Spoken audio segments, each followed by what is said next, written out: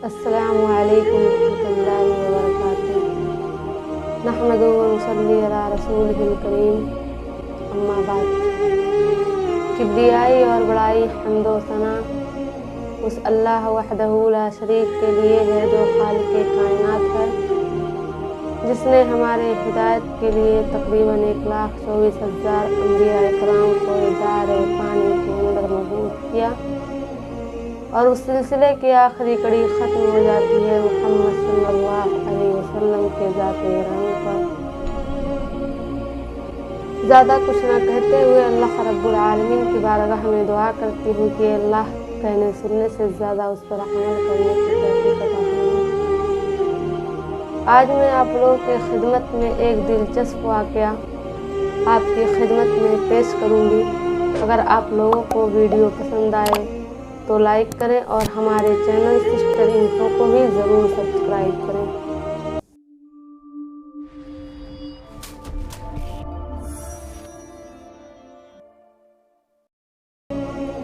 एक ऐसा ग़ुलाम जो नबी पाक सल्लल्लाहु अलैहि वसल्लम को तलाश किया और उनको तलाश करने के साथ साथ कितने शक्ल के साथ, कितने मुसीबत से, कितने परेशानियों के साथ अल्लाह के रसूल सल्लल्लाहु अलैहि वसल्लम को तलाश किया और तलाश में नबी सल्लल्लाहु अलैहि वसल्लम के तलाश में मारे मारे फिरते रहे। वो शख्सियत मोहम्मद सल्लल्लाहु अलैहि वसल्लम को तलाश करने के लिए बहुत मुसीबतें उठाई, बहुत तकलीफ़ उठाई, यहाँ तक कि अपने आप को भी बेच दिया। ऐसा जज्बा था, यहाँ तक कि अपने आप को भी बेच दिया। जी हाँ, अपने आप को भी बेच दिया और यहाँ तक कि अपने आप को ग़ुलाम बनाने के भी लिए तैयार हो गए और अल्लाह के रसूल सल्लल्लाहु अलैहि वसल्लम को तलाश करना शुरू कर दिया। आज मैं बहुत अच्छा वाक़या आपकी खिदमत में पेश करूँगी। वह शख्सियत खुद कहते हैं कि अचानक से मेरे जहन में ख़याल आया कि आखिर इस दुनिया में सबसे अफजल, सबसे बेहतर दीन और मज़हब कौन सा है और आखिर इस ज़मीन व आसमान का बनाने वाला कौन है और इस ज़मीन व आसमान में का निज़ाम चलाने वाला कौन है। हालांकि वो दूसरे दिन के मानने वाले थे, लेकिन फिर भी उनके जहन में ख़याल आया। जब एक ख़याल उनके जहन में आया तो एक राहिब उस ज़माने में रहते थे, उनको तलाश किया और उस राहिब के पास पहुंच गए और उसके बाद उनसे कहा, ज़रा ये बताओ कि इस दुनिया का सबसे अफजल, सबसे बेहतर, सबसे अच्छा दीन कौन सा है, सबसे अच्छा मज़हब कौन सा है और इस ज़मीन व आसमान का बनाने वाला कौन है, यानी खालिक व मालिक कौन है। तो उस शख्स वो राहिब कहते हैं, अचानक तुझे बैठे बैठे ये क्या सूझ गया है। तो कहने लगे, नहीं, बस मैं आपसे पूछ रहा हूँ, मैं जानना चाहता हूँ कि सबसे बेहतर, सबसे अच्छा मज़हब, सबसे अच्छा दीन क्या है और इस ज़मीन का खालिक व मालिक कौन है। तो राहिब कहते हैं, अच्छा, तब तू ये जानना चाहता है, अगर तुझको ये सवाल का जवाब चाहिए तो सुनो। मौसिल जो इराक़ का एक इलाका था, कहा कि वहाँ तुम चले जाओ। वहाँ एक राहिब हैं जो बहुत बड़े आलिम हैं, उनसे बड़ा आलिम कोई नहीं। वहाँ चले जाओ, वो शायद इस सवाल के बारे में तुम्हारी रहनुमाई करें। वो शख्सियत, वो सहाबा वहाँ पर चले गए। वो कहते हैं, वो सहाबे इकराम कहते हैं कि यकीनन वो बहुत ही नेक शख्स और बहुत ही अच्छे इंसान थे। वो दिन में रोज़ा रखते और रात में अल्लाह रब्बुल आलमीन की इबादत करते थे। मैं भी उनको देखता था। कौन कहता, सहाबे इकराम कहते हैं کہ میں بھی ان کو دیکھتا تھا کہ وہ اللہ رب العالمین کی عبادت کرتے ہیں، رات کو عبادت کرتے ہیں، دن میں روزہ رکھتے ہیں۔ میں بھی ان کے ہی جیسے کرنے لگا، اور کرتے کرتے اس طریقے سے 3 سال گزر گئے، یہاں تک کہ ان کو اللہ رب العالمین کی طرف سے بلاوا آنے کا وقت آ گیا، یعنی ان کے انتقال کا وقت آ گیا، وہ اس دنیا سے جانے کا ان کا وقت آ گیا۔ تب میں نے کہا آپ تو اس دنیا سے جا رہے ہیں، لیکن آخر میں کہاں جاؤں گا؟ تو انہوں نے کہا کہ میرے جیسا عالم جس دین پر میں عمل کرتا ہوں ایسا تو کوئی بھی نہیں ہے۔ ہاں البتہ مشرق کے علاقے میں ایک ایسے شخص ہیں، جزیرے عرب، مشرق کے علاقے میں تو پھر کوئی ایسا نہیں ہے، لیکن جزیرے عرب میں ایک ایسے شخص ہیں جو اسی دین سے تعلق رکھتے ہیں، آپ وہاں چلے جاؤ اور ان سے میرا سلام کہنا۔ اس کے بعد جب وہ انتقال ہو گئے تو وہ شخصیت یعنی وہ صحابہ ادھر اس طرف روانہ ہو گئے۔ کہاں روانہ ہوئے؟ جزیرے عرب کے طرف روانہ ہو گئے۔ جب وہاں پہنچے تو وہ بھی بہت اچھے انسان تھے، ان کے ساتھ رہنے لگے، ان کے ساتھ وہ بھی عبادت کرنے میں مصروف ہو گئے، یہاں تک کہ ان کے بھی انتقال کا وقت آ گیا۔ ان سے بھی کہنے لگے، وہ صحابہ اکرام کہنے لگے آپ تو اس دنیا کو چھوڑ کر چلے جائیں گے، لیکن پھر میرا کیا ہوگا؟ میں کہاں جاؤں گا؟ تو انہوں نے کہا جب میں انتقال ہو جاؤں گا تو تم اموریہ چلے جانا، وہاں ایک بہت بڑے عالم ہیں، بہت بڑے راہب، وہ بھی اسی دین پر عمل کرتے ہیں، ان سے بڑا کوئی عالم نہیں ہے۔ تو بولے ٹھیک ہے۔ اس کے بعد جب ان کا انتقال ہو گیا، یعنی جزیرے عرب کے جو راہب تھے، جب ان کا انتقال ہو گیا تو یہ صحابہ اکرام وہاں سے روانہ ہوئے اور اپنے سفر کو جاری کیا اور اموریہ پہنچے۔ جب وہاں پہنچ گئے وہ تو اس کے بعد انہوں نے ان کے ساتھ بھی رہنا شروع کیا، اور رہتے جیسا کچھ وہ کرتے ویسے ہی یہ بھی کرتے۔ لیکن جب ان کے بھی انتقال کا وقت آ گیا تو کہنے لگے آپ تو اس دنیا سے چلے جائیں گے، لیکن میں کہاں جاؤں گا؟ تو انہوں نے کہا کہ اب تو کوئی ایسا عالم اس دنیا میں نہیں ہے کہ اس دین پر عمل کرتا ہو، لیکن ہاں وہ دن دھیرے دھیرے آ رہا ہے کہ ایک آل ابراہیم یعنی ابراہیم علیہ السلام کے نسل سے ایک نبی آئیں گے، اور ان کا پہلا نشان یہ ہوگا کہ وہ ان کے قوم کے لوگ ہی ان کو مجنو کہیں گے، ان کو کاہن کہیں گے، ان کو جادوگر کہیں گے، اور ان کا ایک نشان یہ بھی ہوگا کہ وہ ہدیہ کو قبول کریں گے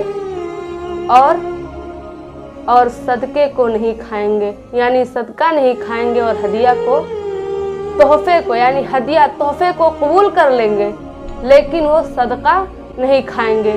اور ان کی ایک نشانی اس راہب نے یہ بھی بتایا کہ وہ ان کے دونوں کاندھوں کے درمیان، یعنی دونوں کاندھا ہے، دونوں شانوں کے درمیان کبوتری کے انڈے کی طرح مہر نبوت ہوگا، یعنی نبوت کا ٹھپا ہوگا، اور اگر تم اس دنیا میں رہنا اس وقت تک تو ان کی ضرور مدد کرنا۔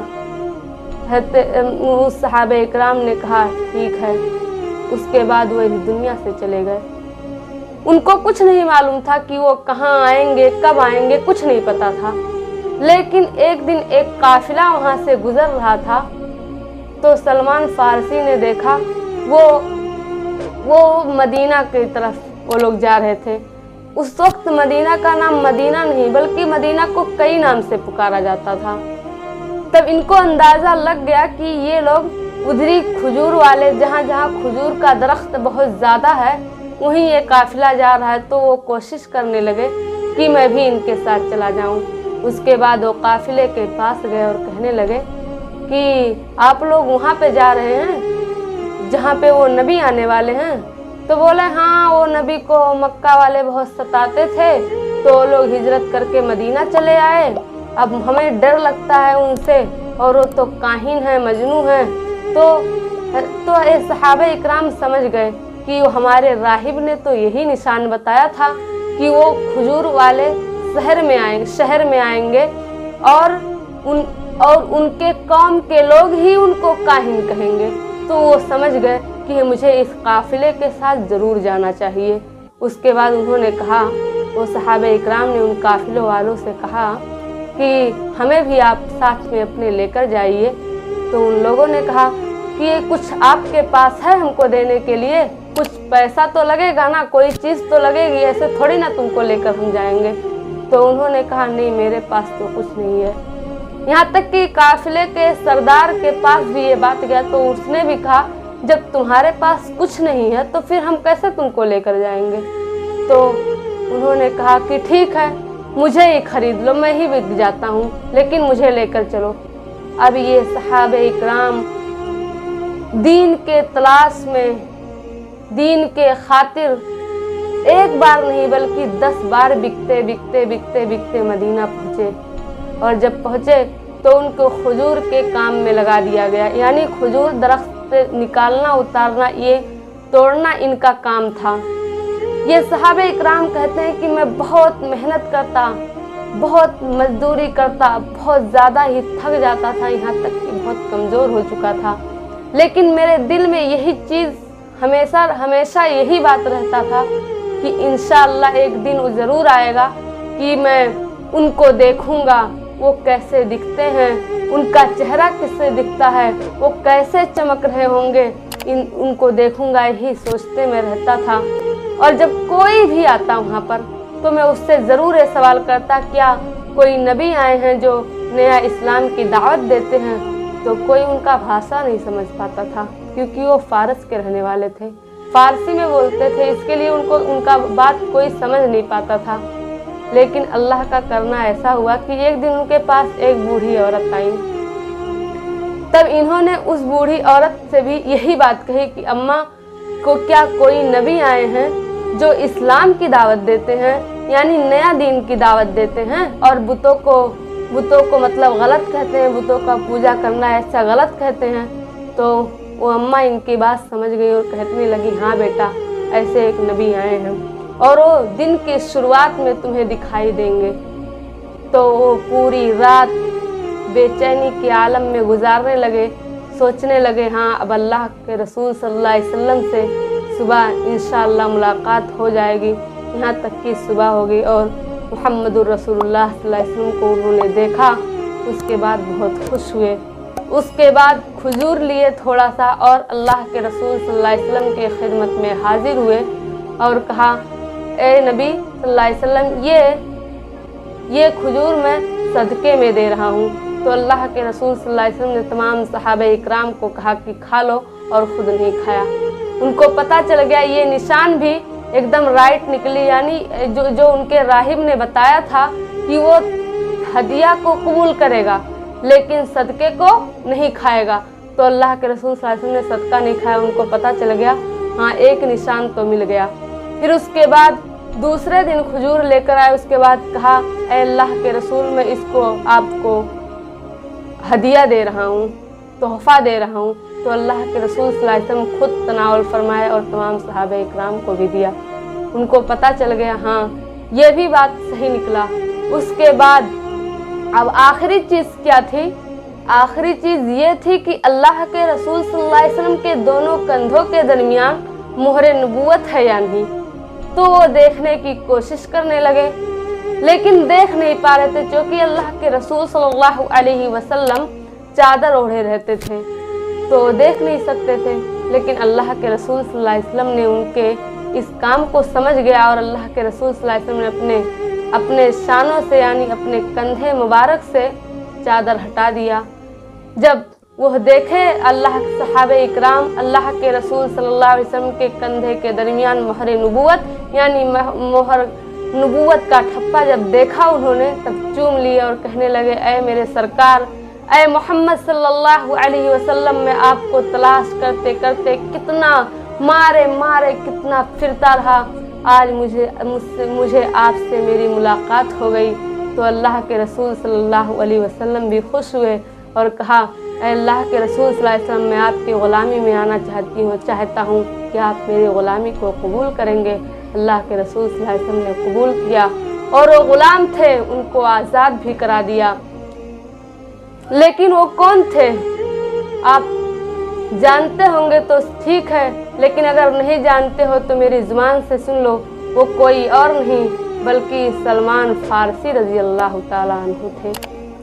मेरे बताने का मकसद ये है कि ये सहाबे इकराम के वाक़ये से ये मालूम होता है कि ये सहाबे इकराम दीन के खातिर, अच्छे हक और सच्चे दीन के खातिर कितना तकलीफ़ उठाया। मारा मारे फिरते रहे, यहाँ इनसे पूछते रहे और पूछते पूछते यहाँ तक कि अच्छे दिन, सच्चे दिन, हक दिन को पा लिया। और आज हमारा हाल देखिए, हम तो दौलत के लिए, मालो दौलत के लिए यहाँ से दुबई तक काट लेते हैं, लेकिन दौलत हासिल करने के लिए, जबकि रिस्क देने का वादा अल्लाह रब्बुल आलमीन ने हमसे किया है कि हमें वो कभी भूखा नहीं मारेगा, लेकिन बख्शिश का वादा नहीं किया है, जिसका हमें कोई फिक्र ही नहीं, सिर्फ दौलत का फिक्र है। ये सहाबे इकराम का भी क्या नसीब था, ये इनके नसीब का भी क्या कहना, इनके किस्मत का भी क्या कहना कि इन्होंने दीन के खातिर, इस्लाम के खातिर कितना परेशानियां उठाए और कितने तकलीफ़ों को बर्दाश्त किया। अब मैं आखिर में अल्लाह रब्बुल आलमीन से दुआ करती हूँ कि ऐ अल्लाह, हमें भी दीन के खातिर इसी तरीके से परेशानी अगर आए तो उठाने की तौफीक अता फरमा, और हमें अल्लाह के रसूल सल्लल्लाहु अलैहि वसल्लम के लाई हुई शरीयत पर अमल करने की तौफीक दे, और हम सब को जब तक ज़िंदा रख, इस्लाम पर ज़िंदा रखना, और जब हमारा ख़ात्मा हो तो ईमान पर फरमाना। अगर वीडियो पसंद आए तो लाइक करें और हमारे चैनल सिस्टर इन्फो को भी ज़रूर सब्सक्राइब करें। वाखिरु दावाना अल्हम्दुलिल्लाहि रब्बिल आलमीन। अस्सलामु अलैकुम रहमतुल्लाहि व बरकातुहू।